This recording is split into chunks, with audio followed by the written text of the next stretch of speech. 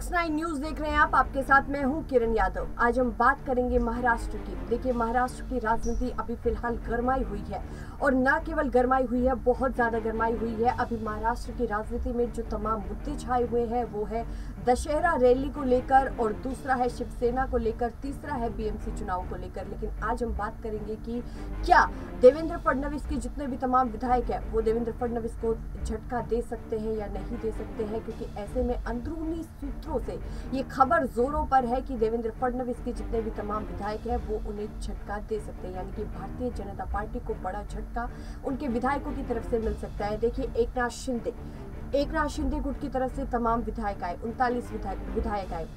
शिवसेना में तब बगावत हो गई थी, तब 39 बागी विधायकों के साथ एक नाथ शिंदे भारतीय जनता पार्टी में शामिल हो गए थे। उसके बाद पहला कैबिनेट का विस्तार हुआ, जिसके बाद एक नाथ शिंदे को मुख्यमंत्री पद सौंप दिया गया और देवेंद्र फडणवीस को डिप्टी सीएम। हालांकि अंदरूनी सूत्रों से खबर तो ये भी जोरों पर थी कि डिप्टी सीएम पद देवेंद्र फडणवीस नहीं लेना चाहते, क्योंकि देखिए उस व्यक्ति को डिप्टी सीएम का पद दिया जा रहा था जो पहले महाराष्ट्र के मुख्यमंत्री रह चुके हैं। तो ऐसे में माना जा रहा था, ऐसे में अंदरूनी सूत्रों से खबर ये भी थी कि देवेंद्र फडणवीस डिप्टी सीएम पद नहीं लेना चाहते हैं। लेकिन उसके बाद शायद पार्टी की तरफ से, हाईकमान की तरफ से उन्हें मनाया गया और उन्हें फिर डिप्टी सीएम बना दिया गया।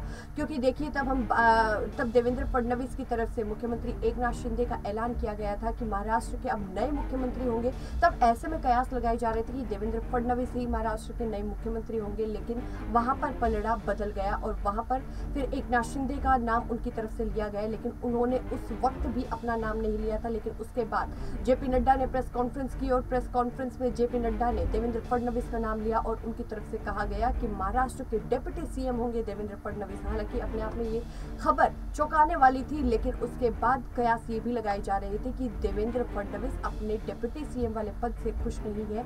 लेकिन देखिए, जो हाईकमान है उनकी तरफ से उन्हें तोहफा दिया गया है। हम बात करें, देवेंद्र फडणवीस को बड़ा तोहफा दिया गया है। भारतीय जनता पार्टी ने उन्हें दोनों बड़ी और पावरफुल कमेटियों में शामिल कर लिया है। हम बात करें संसदीय बोर्ड की और चुनाव समिति की, तो भारतीय जनता पार्टी ने देवेंद्र फडणवीस को हालांकि डिप्टी सीएम का पद दिया, लेकिन अपनी दोनों ही पावरफुल कमेटी में देवेंद्र फडणवीस को शामिल करके उन्हें एक बड़ा तोहफा भी दे दिया। क्योंकि महाराष्ट्र की राजनीति में, महाराष्ट्र में अगर भारतीय जनता पार्टी सत्ता में आई है तो उसके पीछे सिर्फ और सिर्फ एक मात्र चेहरा है, वो है देवेंद्र फडणवीस। तो ऐसे में कयास ये भी लगाए जा रहे थे कि देवेंद्र फडणवीस शायद अपने पद को लेकर खुश नहीं है। तो आपको हम ये भी जानकारी दे देते हैं कि देवेंद्र फडणवीस के समर्थन में जितने भी तमाम विधायक हैं उनकी तरफ से यही कहा गया कि दिल पर पत्थर रखकर ही देवेंद्र फडणवीस को डिप्टी सीएम बनाया गया। तो ऐसे में तमाम विधायकों की तरफ से तमाम टिप्पणियां दी गई थी। लेकिन अब की अगर हम बात करें तो देखिए, एक नाथ शिंदे की तरफ से जितने भी तमाम विधायक हैं उनकी तरफ से भी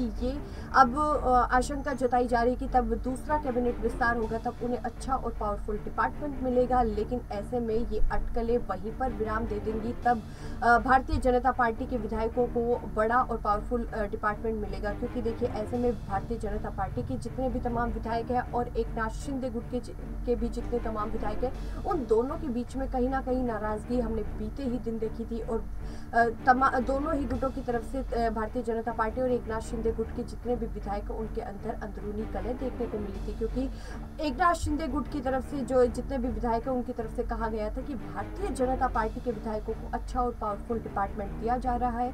लेकिन ऐसे में एक नाथ शिंदे गुट के जितने भी विधायक थे वो तो देखिए आए भी इसी लालच की वजह से थे कि जो काम उन्हें, जो डिपार्टमेंट उन्हें उद्धव ठाकरे की तरफ से नहीं दिया गया, वो शायद एक नाथ शिंदे उन्हें भारतीय जनता पार्टी के साथ गठबंधन करने के बाद दे सकते हैं। तो ऐसे में तमाम अटकलें अभी लगी हुई है। अंदरूनी सूत्रों से खबर आ रही है कि अब भारतीय जनता पार्टी के जितने भी तमाम विधायक हैं वो देवेंद्र फडणवीस को बड़ी बगावत दे सकते हैं। क्योंकि उनकी तरफ से अब देखिए, कहा यह जा रहा है कि अगर दूसरा जो कैबिनेट विस्तार हुआ उसमें अगर उनको जगह नहीं मिली तो उनकी नाराजगी बाहर सामने भी आ जाएगी। क्योंकि अभी तक तो ऐसी भारतीय जनता पार्टी के जितने भी तमाम विधायक हैं उनकी तरफ से कोई भी नाराजगी बाहर नहीं आई। हालांकि एक नाथ शिंदे गुट के जितने भी विधायक थे उनकी तरफ से तो नाराजगी जाहिर की गई थी, लेकिन भारतीय जनता पार्टी के विधायकों की तरफ से नाराजगी जाहिर नहीं की गई थी। तो ऐसे में तमाम कयास लगाए जा रहे हैं कि भारतीय जनता पार्टी के विधायक तब दूसरा कैबिनेट विस्तार होगा तब उनकी तरफ से नाराजगी जाहिर की जा सकती है। तो ऐसे में आने वाले वाले समय में देखना दिलचस्प होगा कि क्या